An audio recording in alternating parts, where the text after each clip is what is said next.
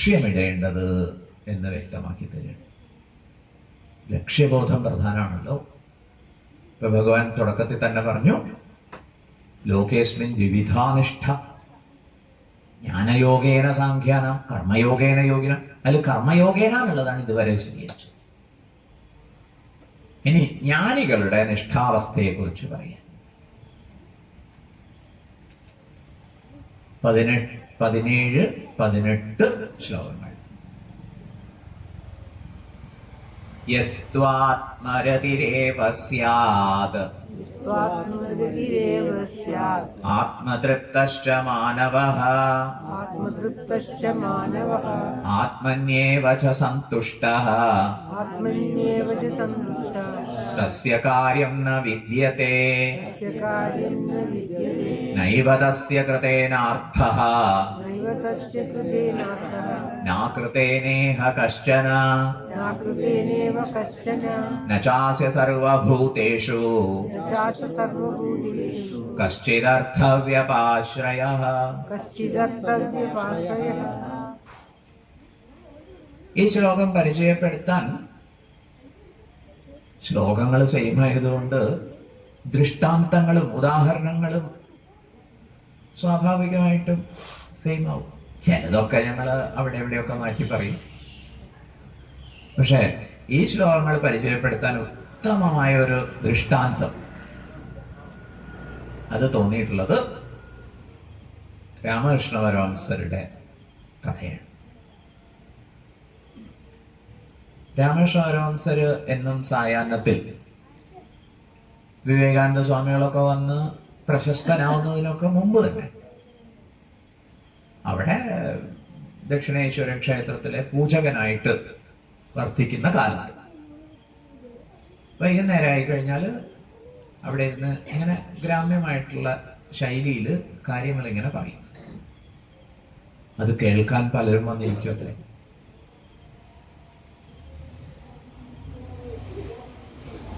അത് കഴിഞ്ഞ് ഇങ്ങനെ പറഞ്ഞുകൊണ്ടിരിക്കുന്നതിനിടയിൽ ചിലപ്പോൾ ഭാവസമാധിയിലാണ്, പിന്നെ ഒന്നും സംസാരിക്കും. അപ്പൊ ആളുകൾ എണീറ്റ് പോകും. ഇതാണ് പതിവ്.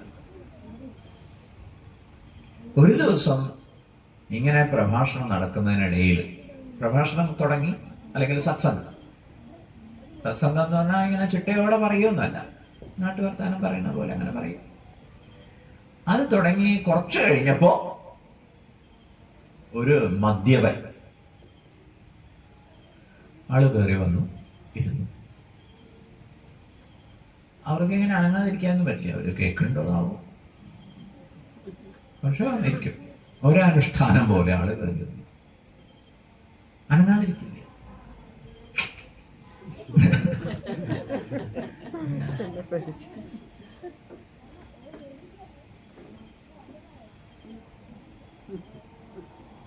ചിലപ്പോഴവരെന്തെങ്കിലുമൊക്കെ വിളിച്ചറിയോ വിളിച്ചു.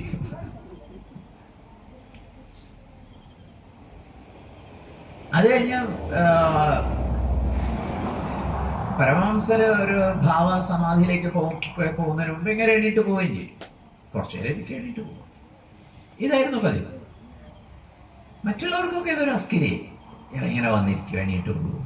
പിന്നെ ഇരുന്നാലും ഒരു ഇടയ്ക്കിടയ്ക്ക് ഇങ്ങനെ തുപ്പിക്കൊണ്ടും പിന്നെ മുഖം തുടച്ചുകൊണ്ടും ചിലരൊക്കെ ഇങ്ങനെ തുറച്ചു നോക്കുക. അങ്ങനെ അതൊക്കെ മറ്റുള്ളവർക്ക് ഒരു അസ്കിരിയായി. അപ്പൊ അവര് എന്നിട്ട് രാമകൃഷ്ണ പരമഹംസരോട് പറഞ്ഞു, ഇങ്ങനെ ഒരു കുടിയൻ വന്നിരിക്കുന്നത്. രാമകൃഷ്ണ പരമഹംസർ പറഞ്ഞു, ഞാൻ ആരോടും വരാനൊന്നും പറയണില്ലല്ലോ, അതുകൊണ്ട് എനിക്ക് ആരോടും പോകാനൊന്നും പറയാൻ പറ്റില്ല. വരട്ടെ പോട്ടെ, അത് നമ്മൾ നോക്കണ്ട. ഒരു ദിവസം എന്ത് സംഭവിച്ചു എന്നറിയാമോ? ഇങ്ങനെ എത്തിയത് വളരെ വൈകി.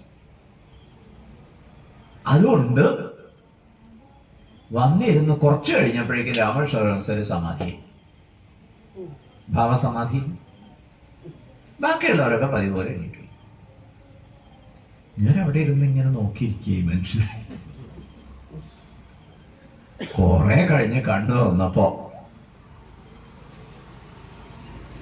ഇതെന്ത് ഇരിപ്പാ മനുഷ്യന്. രാമകൃഷ്ണ പരമഹംസരോട് ഞാനിങ്ങനെ ഇത് പതിവാണ്.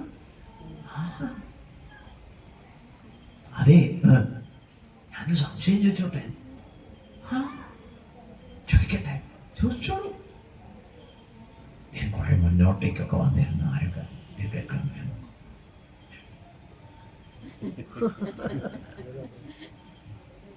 അതെ, ഇതേതാ ബ്രാൻഡ്? എന്താ കാരണം? ഒരുമാതിരിപ്പെട്ട ബ്രാൻഡൊക്കെ ഞാൻ ടെസ്റ്റ് ചെയ്ത് നോക്കിയിട്ടുണ്ട്. ജാതി ഇതുവരെ സാധിച്ചിട്ടില്ല.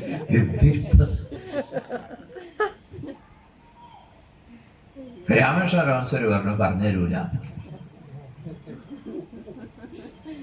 കേട്ടില്ലേ? താൻ എല്ലാ ദിവസവും വാ,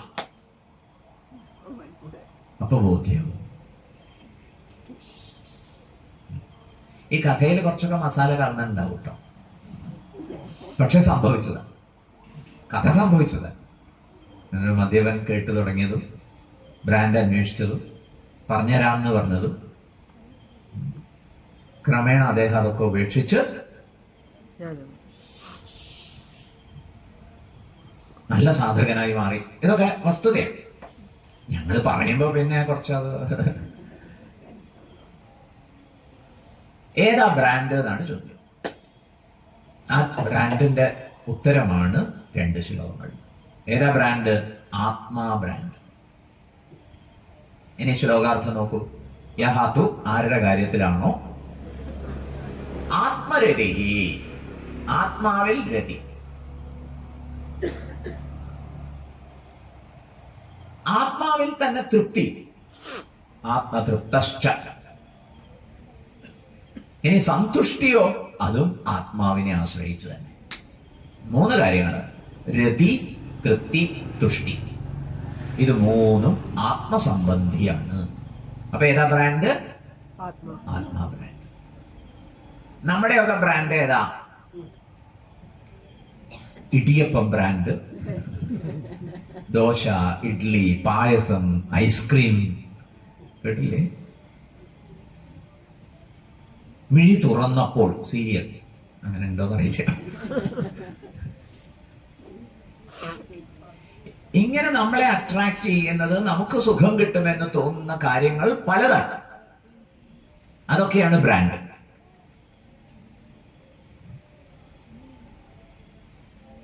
ഇവർക്ക് കുറെ ബ്രാൻഡ് നെയിംസ് ഒക്കെ ഉണ്ട് കേട്ടോ. യേശു ക്രിസ്തു എന്ന് ബ്രാൻഡ് ഉണ്ട് അത്ര. ആ, 3-ാമത്തെ ദിവസം ഉയർത്തെഴുന്നേൽപ്പുണ്ടാവുള്ളൂ. അടിച്ചേക്കാൻ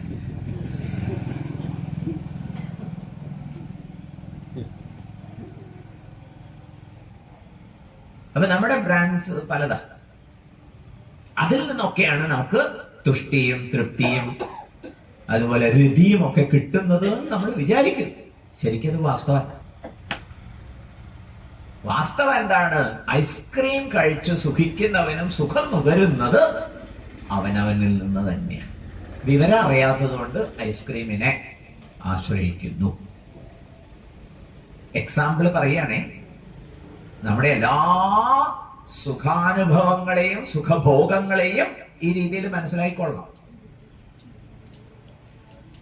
കേട്ടില്ലേ? ആത്മാ ബ്രാൻഡ്. ഇതാണ് ജീവിതത്തിൽ ആത്യന്തിക ലക്ഷ്യമാക്കി വെക്കേണ്ടത് എന്നാണ് ഇവിടെ പറഞ്ഞു വെക്കുന്നത്. പിന്നെ പറയുന്നത് എന്താണ് നമുക്ക് പിന്നീട് നോക്കാം. ഏതായാലും ഈ 2 ശ്ലോകങ്ങളിലായിട്ട് പറഞ്ഞു വെക്കുന്നത് എന്താണ്?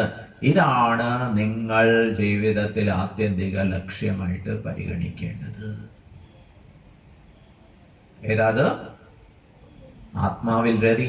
യസ്ത്വാത്മരതിരേവ സ്യാത് ആത്മതൃപ്തശ്ച മാനവഃ ആത്മന്യേവ ച സന്തുഷ്ടഃ തസ്യ കാര്യം ന വിദ്യതേ.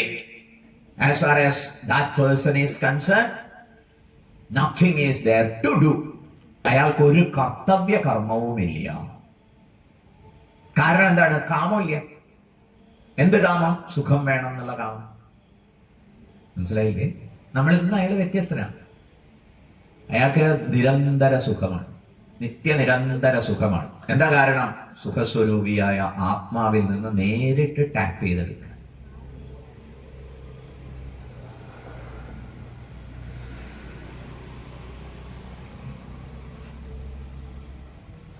ഈ അടുത്ത് ശ്രീനിവാസൻ അദ്ദേഹത്തിൻ്റെ മരണം സംബന്ധിച്ച് പല ക്ലിപ്പിങ്ങുകളൊക്കെ ഇറങ്ങിയിട്ടുണ്ട്.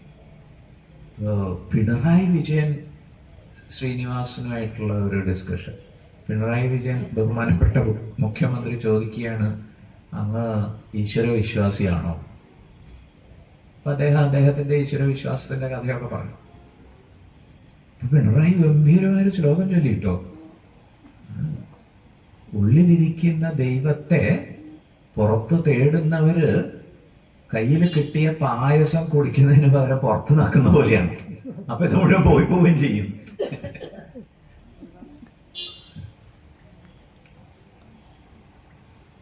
ശ്ലോകം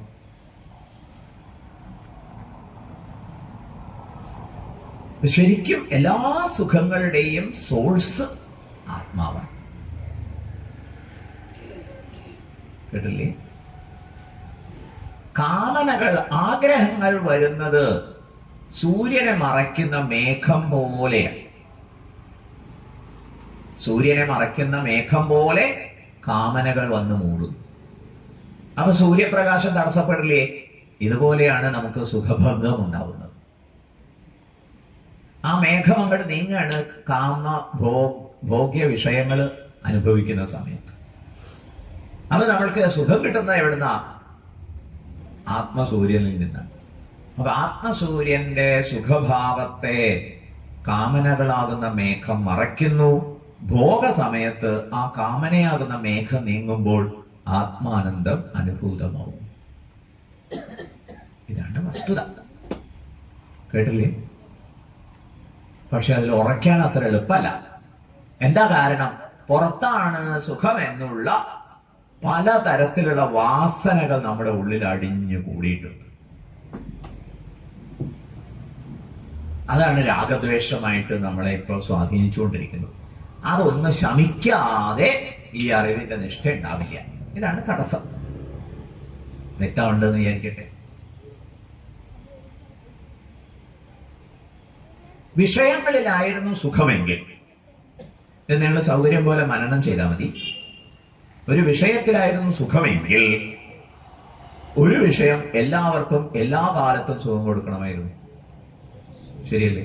ഉദാഹരണമായിട്ട് അഗ്നിയിൽ ചൂടുണ്ട്, ആര് തൊട്ടാലും ചൂടാം. ഇതുപോലെയാണോ വിഷയത്തിന്റെ അവസ്ഥ?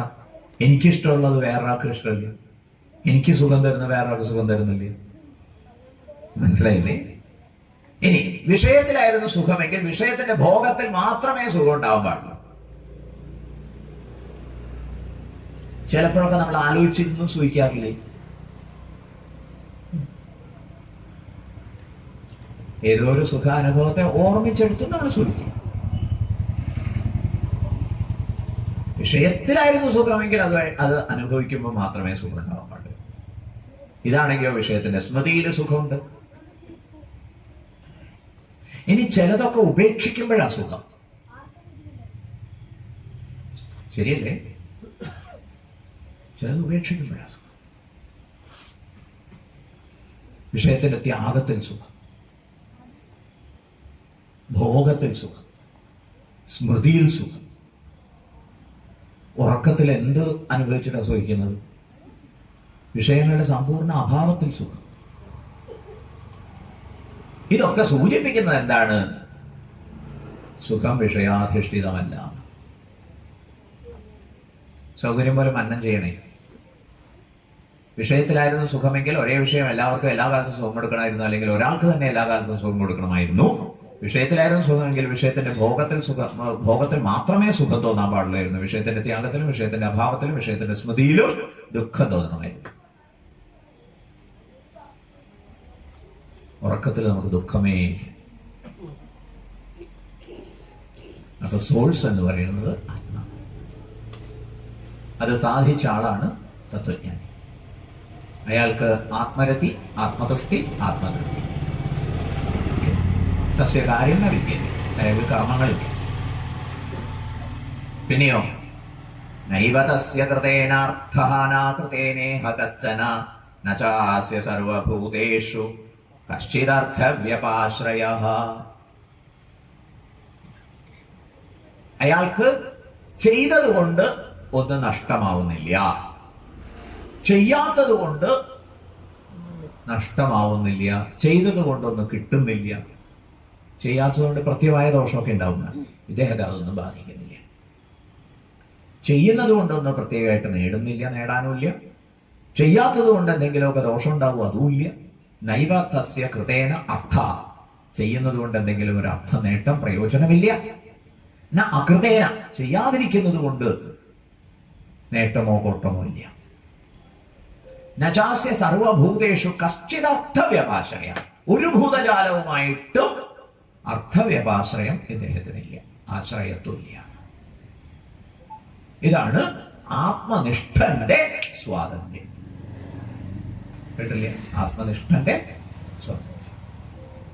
ഇതാണ് നമ്മള് ജീവിതത്തിന്റെ ഏറ്റവും ആത്യന്തിക നേട്ടമായിട്ട് ഗണിച്ച് ലക്ഷ്യമിട്ട് പരിശ്രമിക്കേണ്ടത്. അപ്പൊ യജ്ഞം ചെയ്യുമ്പോൾ ഇത് ഓർമ്മ വേണം. കർമ്മഫല പ്രതീക്ഷയൊക്കെ ജയിച്ച് പ്രസാദ ബുദ്ധിയോടെ അനുഭവിച്ച് രാഗദ്വേഷത്തെ ജയിച്ച് മനസ്സിനെ സമനില നിർത്താനൊക്കെ ഉത്സാഹിക്കുന്ന എന്തിനു വേണ്ടിയാ? ആത്മനിഷ്ഠ കൈവരിക്കാൻ വേണ്ടി. ക്ലിയർ?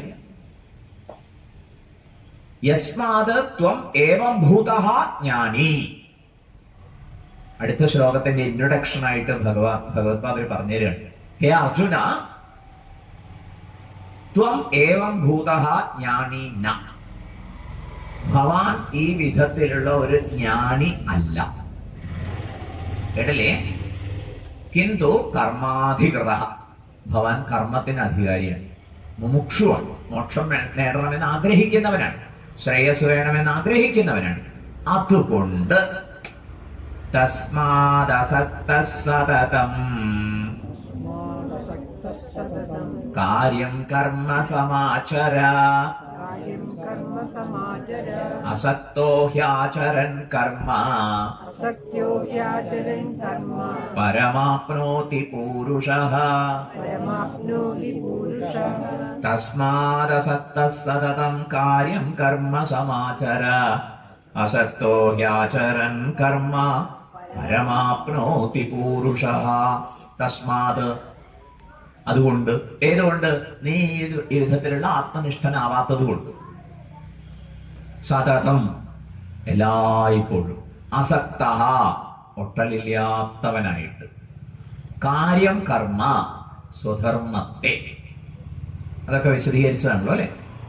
സമാചര, അനുസരിച്ചാലും. അതുകൊണ്ട് അർജുന എല്ലായ്പ്പോഴും സ്വധർമ്മത്തെ ചെയ്താലും. എന്തുകൊണ്ട്? നീ ഈ ജ്ഞാനി ആവാത്തതുകൊണ്ട്. നിനക്ക് എന്താണ് ലക്ഷ്യമാവേണ്ടത്? രാഗദ്വേഷങ്ങളെ ജയിച്ച് അന്ധകരണ ശുദ്ധി നേടുക എന്നുള്ളത് ലക്ഷ്യമാവട്ടെ. അന്ധകരണ ശുദ്ധി കിട്ടിയാലോ അറിവ് നേടാൻ ഉപകാരമാവും. മനസ്സിലായില്ലേ കണക്ഷൻ? തസ്മാദസക്തഃ സതതം കാര്യം കർമ്മ സമാചര അസക്തഃ ഹി ആചരൻ കർമ്മ. ഒട്ടലില്ലാത്തവനായിട്ട് കർമ്മം ചെയ്താൽ പരം ആപ്നോതി പൂരുഷ, ആ വ്യക്തി പരമമായ തത്വത്തെ പ്രാപിക്കാൻ സമർത്ഥനാവും. പൂരുഷ പരം ആപ്നോതി. എങ്ങനെയാണ് പരമതത്വത്തെ പ്രാപിക്കുക? സത്വശുദ്ധി ജ്ഞാനപ്രാപ്തി ദ്വാരേണ പരമമോക്ഷം ആപ്നോതി.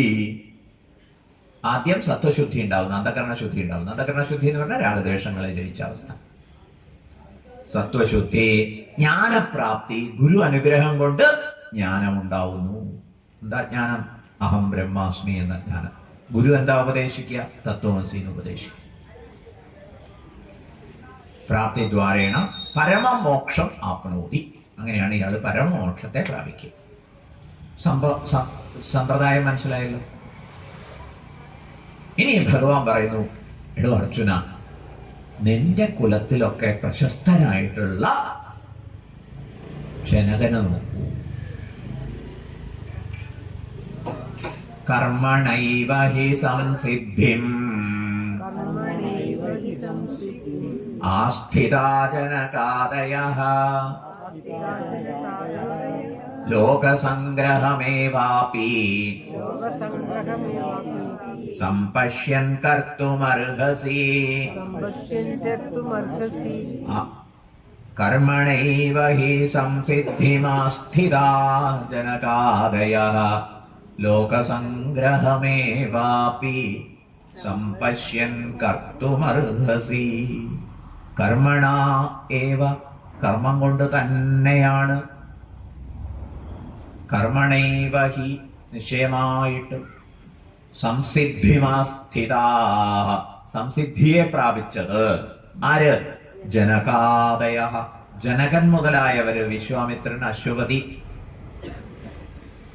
ഭഗീരഥാദി പ്രഭൃതയ, ഭഗീരഥൻ, വിശ്വാമിത്രൻ, അശ്വപതി മുതലായവരൊക്കെയും കർമ്മണായേവ, കർമ്മത്തിന്റെ മാർഗത്തെ അവലംബിച്ചുകൊണ്ട് തന്നെയാണ് സംസിദ്ധിമാസ്ഥിത, സംസിദ്ധിയെ പ്രാപിച്ചത്. ഇവിടെ സംസിദ്ധി എന്നുള്ള പ്രയോഗത്തെ ശങ്കരാചാര്യർ രണ്ട് പ്രകാരത്തിൽ വ്യാഖ്യാനിക്കും. ഒന്ന് മോക്ഷം എന്നുള്ള അർത്ഥത്തിൽ.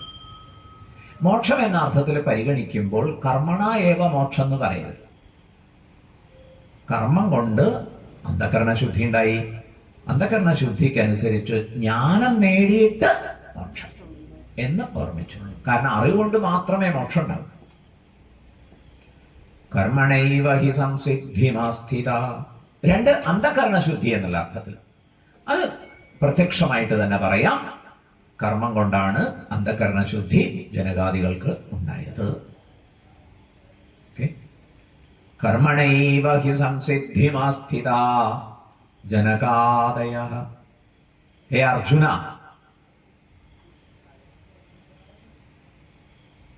നിനക്ക് അഥവാ തത്വജ്ഞാനം കിട്ടിയെങ്കിൽ, എന്നാ പിന്നെ ഞാനൊന്നും ചെയ്യണ്ടല്ലോ, അങ്ങനെ വരുന്നില്ല. ലോകസംഗ്രഹമേവാപി, ലോകത്തിന്റെ നന്മ ഉദ്ദേശിച്ച്, ലോകത്തിന്റെ കല്യാണം ലക്ഷ്യമാക്കി, ലോകത്തിന് ഉപകാരം ഉണ്ടാവാൻ വേണ്ടി ചെയ്യും. നിനക്കൊന്നും വേണ്ട, ഇറ്റ്സ് ഓക്കെ. പക്ഷെ ശരീരാദികളില്ലേ, അത് ലോകോപകാരപ്രദമായിട്ട് സമർപ്പിച്ചോളൂ. ഇവിടെ ശ്രദ്ധിക്കുക, കർത്തൃത്വ ബുദ്ധിയും ഭോക്തൃത്വ ബുദ്ധിയും. കർത്തൃത്വ ബുദ്ധി എന്ന് പറഞ്ഞാൽ ഞാൻ ചെയ്യുന്ന ആള് എന്നുള്ള അഭിമാനം. ഭോക്തൃത്വ ബുദ്ധി എന്ന് പറഞ്ഞാൽ ഇതൊക്കെ എനിക്ക് അനുഭവിക്കണം എന്നുള്ള താല്പര്യം. ഇത് രണ്ടുമില്ലാതെ കർമ്മം ചെയ്താൽ അതിനെ കർമ്മം എന്ന് വിളിക്കില്ല. കേട്ടില്ലേ? ലോകത്തിൽ ഒരുപാട് കർമ്മങ്ങൾ നടക്കുന്നുണ്ട്. അവിടെയൊക്കെ ആരെങ്കിലുമൊക്കെ അഭിമാനിക്കുന്നുണ്ടോ? സൂര്യോദയത്തിലും സൂര്യാസ്തമയത്തിലും ആരെങ്കിലും അഭിമാനിക്കുന്നുണ്ട്? കാറ്റ് വീശുന്നിടത്ത് ആരെങ്കിലും അഭിമാനിക്കുന്നുണ്ട്?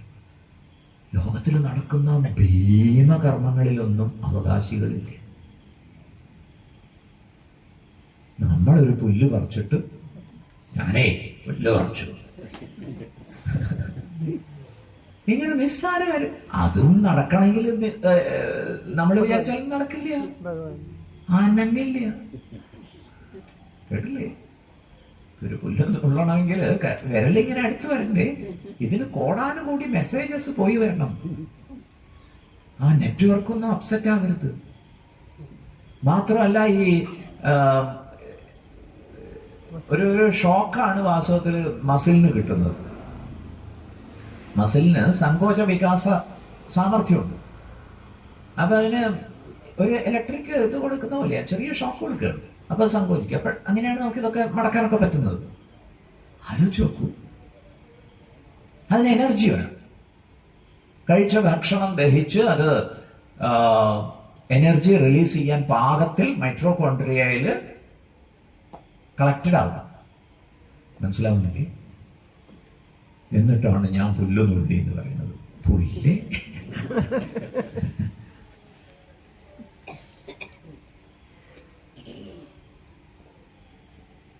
ഈ മിഥ്യാഭിമാനത്തെ അതിക്രമിക്കണം. അങ്ങനെ അതിക്രമിച്ചവര് ചെയ്യുന്നതിനെ കർമ്മം എന്ന് വിളിക്കില്ല. ജനകന്റെ കർമ്മം കർമ്മമല്ല. ഇനി ഭഗവാൻ പറയുന്നു, ഞാൻ മിണ്ടാതിരിക്കുന്നില്ല. ഭഗവാന്റെ കർമ്മം കർമ്മമാണോ? അല്ല. കാമാനുസൃതമായി ഫലത്തെ നേടുന്നതിന് വേണ്ടി ചെയ്യുന്ന കർമ്മത്തെ കർമ്മം എന്ന് വിളിക്കുള്ളൂ. കർത്തൃത്വ ഭോക്തൃത്വ ബുദ്ധിയിലേക്ക് കർമ്മമല്ല. ആത്മനിഷ്ഠയോടുകൂടി നിങ്ങള് ശരീരാദികളെ അതിന്റെ പാട്ടിന് വിട്ടാൽ ജീവൻ മുക്തൻ. അവർക്ക് കർമ്മമില്ല, അവര് നിഷ്കർമ്മികളാണ്. ശങ്കരാചാര്യ ഈ ഓടി നടന്ന മഠങ്ങൾ സ്ഥാപിച്ചു എന്നൊക്കെ പറഞ്ഞ നിഷ്കർമ്മിയാണ്. കാരണം ഇതൊന്നും കർമ്മമല്ല. മനസ്സിലാവണല്ലേ? കർമ്മണൈവ ഹി സംസിദ്ധിമാസ്ഥിതാ ജനകാദയഃ ലോകസംഗ്രഹമേവാപി സംപശ്യൻ കർത്തുമർഹസി. ലോകസംഗ്രഹത്തിന് വേണ്ടിയെങ്കിലും അർജുന ആ കർമ്മം ചെയ്യും. എന്തൊരു കെഞ്ചല നോക്കൂ ഭഗവാൻ നിർവഹിച്ചു. നമ്മളോട് ഓരോരുത്തരും പറയും, ലോക നന്മയ്ക്ക് വേണ്ടി ചെയ്യൂ, നീക്കൊന്നും വേണ്ട, സമ്മതിച്ചു. ക്ലിയർ ചെയ്തുകൊണ്ടേയിരിക്കണം.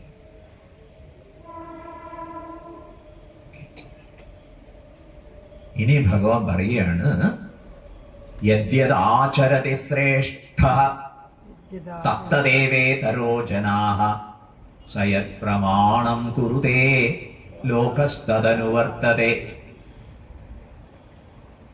ശ്രേഷ്ഠന്മാരെന്താണോ ആചരിക്കുക അതാണ് മറ്റുള്ളവർ. അതുകൊണ്ട് നിങ്ങൾ മാതൃകയായി ചെയ്യണം. അടുത്ത ശ്ലോകത്തിൽ ഭഗവാൻ പറയുന്നത്, നീ എന്നെ നോക്കാം അർജുന, ഞാൻ ഒരു നിമിഷമെങ്കിലും വെറുതെ ഇരിക്കുന്ന നീ കണ്ടു. ഇങ്ങനെ ഉജ്ജ്വലമായ കർമ്മത്തിന്റെ സന്ദേശം ഈ അധ്യായം നമുക്ക് പറഞ്ഞു തരും. ഓക്കെ, ചെയ്യുന്നത് പക്ഷെ എങ്ങനെ ചെയ്യണം? യജ്ഞമായി. ബാക്കി കാര്യങ്ങൾ നമുക്ക് നാളെ മറ്റന്നാളുമായിട്ട് നോക്കാം. ഗംഭീര ശ്ലോകങ്ങളാട്ടോ നാളെ മറ്റന്നാളും.